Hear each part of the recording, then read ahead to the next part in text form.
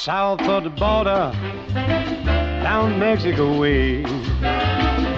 That's where I fell in love when the stars above came out to play. And now as I wander...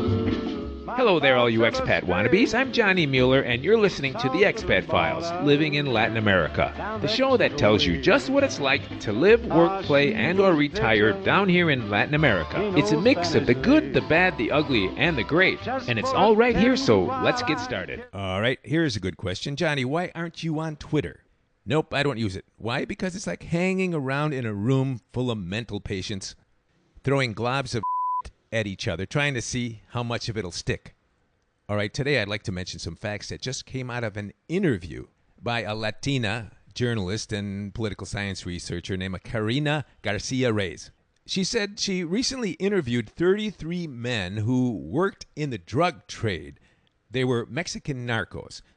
She was able to gain their confidence and get them to admit things about the cartel that they normally wouldn't talk about.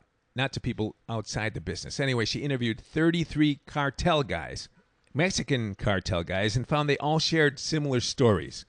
And one of the questions she asked them is, what is the breakdown of jobs when you work for a cartel? What's the division of labor in the narco world? She found out that with those 33 guys, 61% of them worked as dealers and money men. 27% of them were enforcers or hitmen. 6% of them were in the business of human trafficking, which is intimately connected with the narco trade. 3% of them were full-time bodyguards, and another 3% full-time drivers. So all you Plan B gringo wannabes and gonnabes looking for job niches, I'm kidding, just thought that was interesting info. Next comes an email from Bud. He says, hey, Johnny, someone said recently that the CDC, the Center for Disease Control, just another government bureaucracy concerned with putting itself in the limelight, gaining more power, enhancing its budget and the number of its employees, and turning their fearless leader, Dr. Fauci, a lifelong but previously insignificant swamp creature, into an international celebrity. And now he too is addicted to the limelight. He says that should be the definition you see when you look up the CDC on Wiki. Then Bud says, who would have guessed before the virus scare the CDC would have such control over our lives and the fate of the economy too? Meanwhile, over 18 million Americans are currently behind on their mortgage and rent payments. And that's very worrying. The temporary suspension on evictions ends December 31st.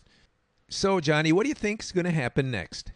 People with no savings will be kicked out of their houses and apartments come January 1st. That's the scare, right? But half the people aren't even taking that seriously because they think another huge bailout and another moratorium are coming. And if the bailouts don't come soon, who's got the manpower to kick people out anyway? I was a small-time landlord once too, Johnny. And if someone got a couple of months behind on their rent, you'd send them a notice and then another, and then you'd go to court, and the judge would rule against them, and the sheriff would come out a couple days later and evict them. The whole process taken at least 6 months from when they made their last and final payment. And that was before COVID, when the economy was kind of chugging along normally. That's how it's been for as long as I've been around, except for that 2008 mortgage crisis blip. But now you've got 10 or 20 times the number of people behind on those mortgage and rent payments. Believe me, there's not enough judges or sheriffs in the entire country to process even a fraction of those delinquents if that's what it comes to. So the bailouts will definitely come. The question is, will landlords and investors ever build new houses, malls, and business districts again? That may never happen in our lifetimes. Builders and investors are gun-shy now. And how about all those half-finished buildings in every city that just got stopped dead in their tracks when the lockdowns came? I see around my town, some contractors are back to work at these buildings, but I doubt if even a quarter of them will ever be finished. And even before the virus thing, millions of people have been living above their means and have no savings at all. At this point, if the government lets landlords and banks kick all those people out, a number of things will happen. Residential properties will completely collapse like commercial real estate's doing right now, and millions of marginal people who are living from paycheck to paycheck or stimulus to stimulus will be scrambling for somewhere to live or hunkering down in the basements of their boomer parents. That seems to be a popular solution these days. But even with bailouts, banks and landlords will go bust. There's something else that's rotten underlying this whole real estate problem. If landlords aren't getting paid, There'll be millions of buildings and houses around the country suffering from deferred maintenance. If you live in a house, apartment, high-rise, and let's say the sewer or septic system backs up and you have not paid your rent since last September, if you call your landlord, he's going to laugh at you. Or maybe he'll see your caller ID and won't even pick up the phone. We've got a whole country now just filled with under-maintained buildings, ticking time bombs. And me, well, I've jacked up my timeline on my Plan B. Last year, before the shutdowns, I was rolling along on a 5-year time frame for my Plan B, with the idea of taking advantage of my full pension vesting rights. But now, I'm looking at this summer to get out of Dodge.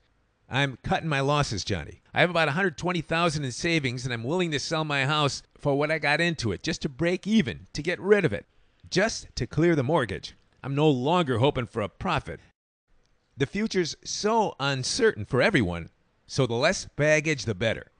As long as the mortgage rates remain extremely low, I have a chance to sell my house, and I'm going for it.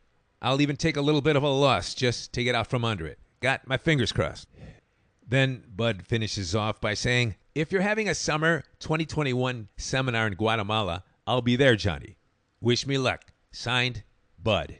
P.S. My real name, my Christian name is Carol. I know you talk about the significance of names once in a while, Johnny. I, for one, know that what your parents name you does affect your life. I know that's true because my parents made that odd choice, and I took a little bit more bullying than what's necessary.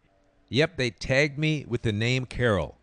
My parents said they liked that name Carol, like Carol O'Connor, the guy from that hit 60s show All in the Family. But the real issue is that it's very hard to have a low profile and be anonymous when your parents have given you an unusual handle. Everybody remembers it. You can't blend in. Parents, being cutesy with kids' names does have its negative secondary effects, and I don't believe the adage that what doesn't kill you makes you stronger applies. That's a cop-out. Life is tough enough. Why give a kid extra baggage to deal with because you thought the name was cute? These days, with this transgender LGBT mania, I get some strange looks, believe me, when people see my real name when I have to use it. They think, well, you know what they think. Gender and name fluidity is all the rage now. So in a way, I'm stuck in that fray. Luckily, I changed my name to Bud unofficially, not legally, long before the ultra-sensitive social media and cancel culture crowd started making the rules. Well, Bud, thanks for that. And it sounds like you're feeling a little pain. You know, in my younger days, I used to think my cousin Dick had it tough. I remember things got especially harsh for the dicks of the world when Nixon got in office. But honestly, I know parents can pick any name they want, but I think one of the worst things they could do is to pick a regular name and just switch the letters or misspell it on purpose. Like, for example, spelling Michael just slightly different so it could be mispronounced as Michelle. Or sticking a Y in a kid's name instead of the normal I, or vice versa. You know how kids are. If they can find something to pick on, they'll go for it. And if a kid isn't a little tough or have the constitution for it, I think Bud's right. That old saying, if it doesn't kill you, it'll make you stronger, is for a lot of people BS.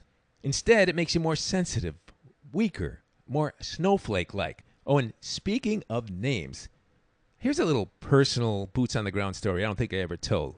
Now, you longtime listeners might remember me saying I played in lots of bands and around the Chicago area, filling in for various groups when they needed a sideman, you know.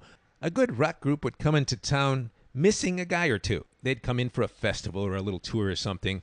The group's advance man would call up the Chicago Musicians Union or someone he knew at one of the studios in Chicago and say, look, we need 2 female singers, a sax, and a bass player for 5 gigs, 5 nights in a row at the Oldies stage at the Chicago Blues Fest.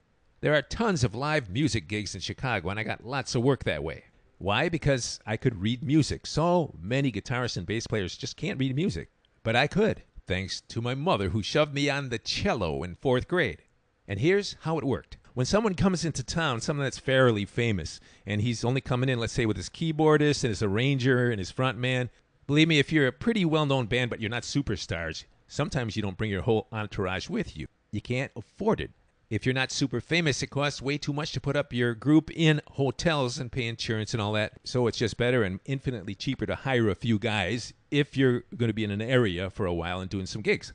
The headliner will bring the key components in his band, not everyone. And he'll pick up the necessary disposable members of the band when he's in town. So I did quite a few pickup gigs that way as a bass player. One time, I'll never forget this, I got the job backing up Chuck Berry on bass for a couple of gigs in Chicago. Now, he used to come in town with just him and his guitar. And his manager would call ahead to the Musicians Union or one of the studios and say, Chuck's coming in town, he needs a whole group. That'd be rhythm guitar, bass, and drums, and he'd pay $1,000 a night for 5 nights. Number one rule, you had to know every one of his songs, his catalog. But that was no biggie because every one of his songs sounds pretty much the same. And he also stipulated if the sidemen were really good, he'd duke them another $1,000 if at the end of the night he was really pleased with your work. Well, we never got the extra 1,000, but we were good enough. So then why am I bringing this up? Well, because one of the most famous rock songs in the world, one of the early classics, was called Johnny Be Good. Of course, my name's Johnny. You know the song, right? Johnny Be Good? And so when I first met him and told him I was Johnny, naturally he cracked a little smile. By the way, the deal was with Chuck Berry, he'd come in and do a gig for cash. I think it was $5,000 or $10,000 a night, I can't remember. And he'd paid the band out of his cut, that $1,000 I was talking about. So then you have to wonder, why a guy like him, so famous, so well known in the early rock and roll world, why doesn't he have his own band? Well, that's because he got in big IRS trouble, did a couple years in jail. Plus, he did some time for an obscenity charge, too. So later in his life, he just wanted to simplify things, and he decided he's just going to take his guitar on stage and pick up a group everywhere he went. Hey, it was very cool for me. How many people can say they played with Chuck Berry, right? And along the way, you know, you get to talk to him, you do a couple gigs, do the midnight greasy spoon thing after the gigs at Denny's. Back then it was Sambo's. Anyway, about that song, Johnny Be Good. Here's what he said. If you remember the part of the lyric that says, down in Louisiana, close to New Orleans, back up in the woods among the evergreens, in a log cabin made of earth and wood, lived a country boy named Johnny Be Good. Okay, if you're a true rocker or a boomer, you remember that. Well, guess what? He changed those lyrics. He said originally, it wasn't lived a country boy named Johnny Be Good. It was lived a colored boy named Johnny Be Good. Well, he said one of the best career moves he ever made was, on the suggestion of his management, was to change it to country boy instead of colored boy. Because you see, back then, there were separate stations, you know, white stations and colored stations. The white stations called top 40 stations, the colored stations called R&B stations. And his management said, I think this song can cross over, but you got to change that one word. And then with any luck, the white stations will play it and it'll become a big hit. And that's exactly what happened. So remember that next time you hear the song. Originally it was, lived a colored boy named Johnny Be Good. And simply changing that one word to country, little did he know, but he was set for life. So then what's that got to do with living, playing, and or doing business in Latin America? Well, not much, but it's a story most people have never heard, with some complicated and profound messages. And although Chuck Berry's dead now, you kind of have to wonder what he'd be thinking about the state of music these days, meaning rap and Cardi B's 101 ways to say ass and bitch in a 3-minute song. But I digress, man. Did I digress? Now, I know I occasionally go off point, sometimes way off point. If that rubs you the wrong way or irritates you, send me an email, theexpatfiles@gmail.com, and tell me to stick strictly to Latin America and Latin American-related topics. I'm okay with that, too. Let me know. Meanwhile, back in Latin America comes this unsettling news from Costa Rica. The title of the article, and I'll translate, Costa Rica Harley-Davidson office closes operations. It says in a nutshell, on December 17th, Harley-Davidson Costa Rica in San Jose, that has been in operation for more than 40 years, will be closing. The store, it says, formerly engaged in the marketing of motorcycles and accessories of the American brand Harley-Davidson, will cease operations. According to their internet site and Facebook page, Red Motors, as they're called, will ensure that motorcycles, Harleys that is, still under warranty will receive the necessary support. However, due to difficult circumstances in the market, service and warranty repairs will be provided that is farmed out to other motorcycle vendors. Then we have the owner of the franchise saying, this situation is out of our control. As a longtime authorized dealer, we thank the brand Harley-Davidson and our customers and business partners for many years of support. All right, there you have it. Harley-Davidson throwing in the towel in Central America after almost 50 years of its presence down here. And now, as Paul Harvey would say, the rest of the story. I definitely have an insider's view of the Harley-Davidson thing here in Latin America. You longtime listeners might remember me saying that before this show, the Expat Files Living in Latin America, I was on terrestrial radio in Latin America for quite a few years, and my sponsors were Heineken, Hooters, Harley-Davidson, Gold's Gym, a couple of restaurants, and even a well-known plastic surgeon. And not only was I the spokesman for a lot of Harley-Davidson weekend runs, my band played at a lot of their sponsored gigs, too. Because, they'd always have some big party when the run was over. They'd meet at a bar or a Hooters or big parking lot. Well, my rock band, a party rock and blues band, was often hired to play for those events. So right now, I think is the time to tell you a little boots-on-the-ground story of how Gringos rip off Gringos here in Latin America. You've heard me say this many times before, but when you're on the Gringo tourist trail especially, even more so if you're a fresh green newbie gringo, you will sooner or later be marked as a newbie and ripe for the scam. And more often than not, especially if you don't speak Spanish. The guy doing the scamming will be a slick-talking or good old boy gringo. Anyway, when I first got to Latin America, the only Harley-Davidson dealership, and it's Harley-Davidson, not Davison, that existed in Central America was in Costa Rica.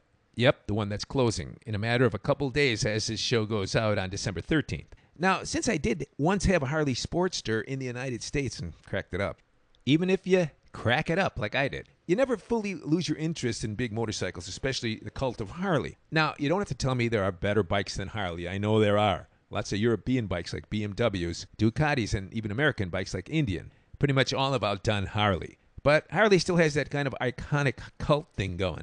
Made in USA, Milwaukee, Wisconsin, and all that. And of course, always the preference of those hard-ass biker gangs and those iconic accessories. Man, the Harley owner wannabes down here really snapped that stuff up. So anyway, after a couple of years in Costa Rica, Harley had great success with the upscale gringo wannabe crowd. They'd buy their Harleys, park them next to their bulletproof SUVs, and only take them out once a month on a Harley run. Of course, they'd have all the accessories and the leathers. So it was young, wealthy Latins and children of the wealthy who'd buy Harleys here in Latin America, with a few hardcore expat gringos thrown in. A lot of ex-U.S. military, too. So you have all these guys with the soft hands who never did a lick of work in their life, what you might call the cult of Harley wannabes, that would go on these monthly Harley runs. So anyway, the franchise expanded. They opened up one in Panama and in Guatemala City. Of course, for years there have been Harley dealers in Mexico. But we're talking about Harley dealerships exclusively in Central America now. And I shouldn't have to remind you that Mexico is not part of Central America. It's part of North America. So anyway, back to the story. Some years later, I end up in Guatemala working at a radio station. Actually syndicated on something like 20 or 21 radio stations. Anyway, there was one other English gringo DJ. He was working at the station way before me. I was the afternoon drive time gringo guy. He was the morning drive time gringo guy. Now, he was a very bright guy, and he told me and everybody else that he had a medical degree from the U.S., but never used it. He went directly into the United States military intelligence, and he left it at that. He never told us much more, except that he wasn't in the military anymore. And, we all have our own stories about why we left the States and are living in Latin America. And he had his, but he wouldn't much talk about it, and that's okay. I talk about anonymity and privacy, too, so I never much bugged him about it. So anyway, one day he says, Johnny, let's have lunch. I got to talk to you about a business deal. Turns out the entitled young kid of a Guatemalan rich guy had brought the first Harley-Davidson dealership to Guatemala City about 2 or 3 years earlier. But it wasn't doing so good because this guy was not aggressive. He was sitting on his dead ass. He had no motivation. He was just an entitled rich kid who treated the place like his toy. Then suddenly one day, Harley-Davidson pulled the franchise on him because you have to make certain sales numbers and stuff that he wasn't making. And by hook and crook, my gringo buddy found out the place was for sale, the franchise, for $150,000. By the way, when you get a Harley dealership, they front you a couple of bikes and all the merchandising. It's on consignment, but you pay interest on it. So you got to move this stuff or else you're paying month over month on stuff that's just sitting there. So my gringo buddy said, Johnny, you want to buy into a Harley franchise? He said he already had 2 expat gringos who wanted to buy in, and I knew them well. Great guys. One was a 40-something geologist oil guy. The other, you might have heard me talk about this guy before, was the head mechanic for Bell Helicopter in all of Central America. A real Harley guy himself, and man, did he know how to fix things. So we figured he'd run the repair shop, our oil guy buddy would be a silent investor, and I would be a silent investor. And my gringo radio buddy, Peter, who also had Harleys back in the States when he was younger, would quit his radio job and run the place. But I didn't invest. Why? Because he was looking for 3 partners, 50 grand apiece, 150 total. And he would have no skin in the game. In other words, he found the opportunity, put it all together, organized it, and would run it. He'd be a full 25% partner, but the other 3 guys would put in 50 G's apiece for the place, for their 25%. Now, that didn't sit right with me. I learned a long time ago and got skinned a few times from people who I got into business deals with who didn't have any dough in the game, just their expertise, if you know what I mean. So long before he pitched me that deal, I had my own deal in my mind that I would never get into business with someone who didn't have any dough in the game. So I turned him down, but I didn't tell him it was because of him. I just told him I was busy and had other things going. Well, it didn't take him long to find a third guy to put in that 50 grand, another gringo, a guy who owned one of the only expat bar and restaurants in all of Guatemala City. Like I've said many times before, Guatemala City, although it's got 2 million people, is way off the Gringo tourist trail. But every city, no matter how far off the Gringo tourist trail, has a Gringo expat bar. That's a great niche. So anyway, they bought the franchise, got it up and running, was going for 2 or 3 years. Remember, Harley was one of my sponsors. I went to the Harley runs. I didn't have a Harley, but I used to be the MC when they had their events, and my band would play at Harley runs and parties, etc. Oh, and I have to tell you, that gringo radio buddy of mine would pester me to buy a Harley. Every week he laid some kind of pitch on me, and I just kept telling him the same thing. I had a Harley. I like them a lot, but I've got no faith in the other guys on the road. I already had my Harley accident and cracked up my bike in the States. Don't want any more of that. So a couple of years went by. Things seemed to be going pretty well at Harley. Then I got a call out of the blue from my geologist buddy who wanted to talk to me. He told me that he and the other partners hadn't received a dividend or any money whatsoever in 3+ years.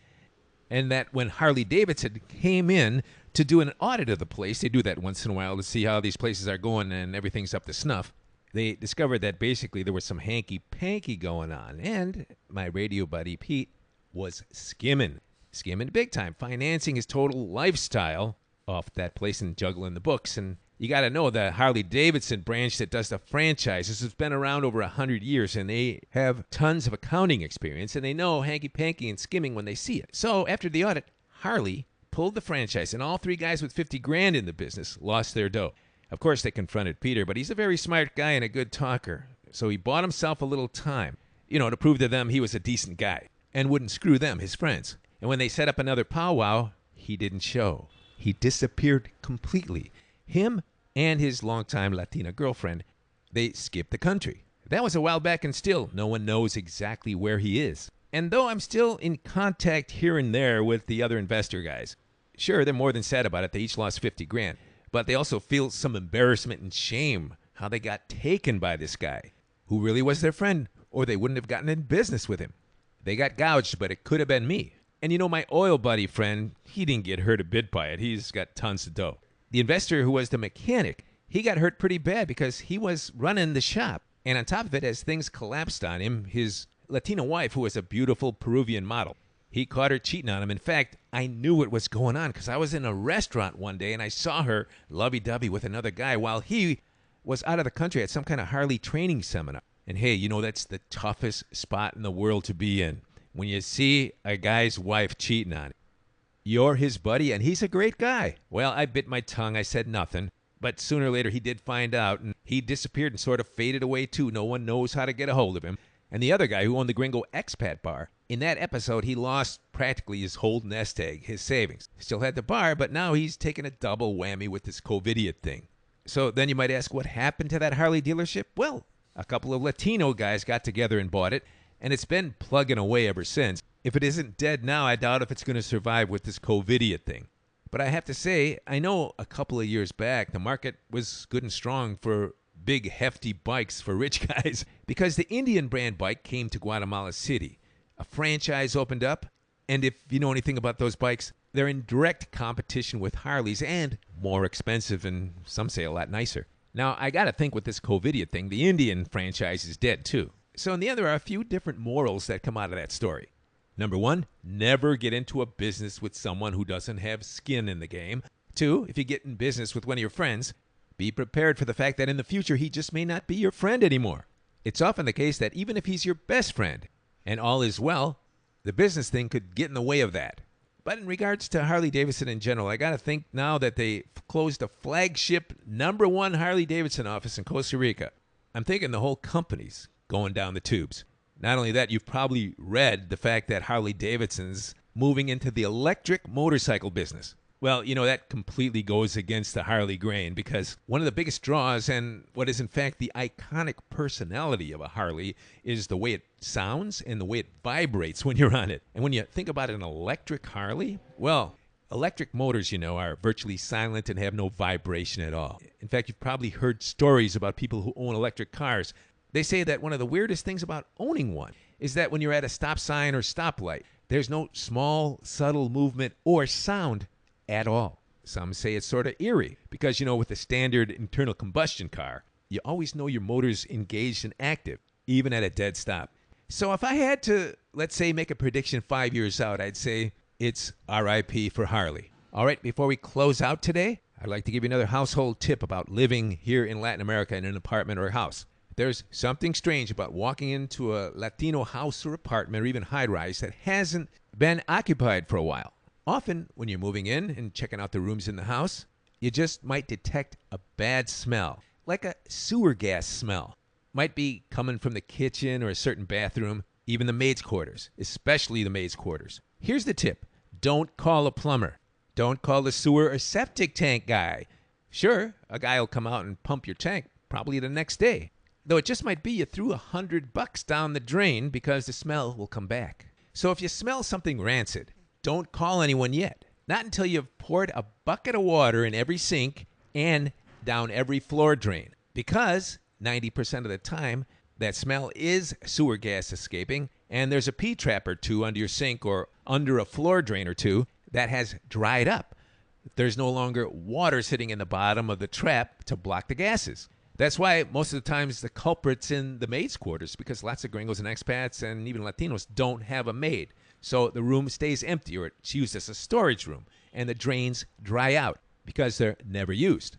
So whether you know it or not, that P-trap, that curved tubing under every sink, they're designed that way to hold an amount of water at all times to prevent gases seeping up out of the sewer, septic, or drainage system. So if a particular room in your house stinks, start pouring water down the drains. Could save yourself a lot of grief and $100. South of the border. You've been listening to the Expat Files, living in Latin America. If you need some help with your own plan B, we can schedule a one-on-one phone or Skype consult. Just send me an email, theexpatfiles@gmail.com. And if you want to get on the waiting list for my next week-long Expat Insider Seminar in Central America, where you're guaranteed to get a 2 to 5 year head start on your plan B, send me an email, theexpatfiles@gmail.com.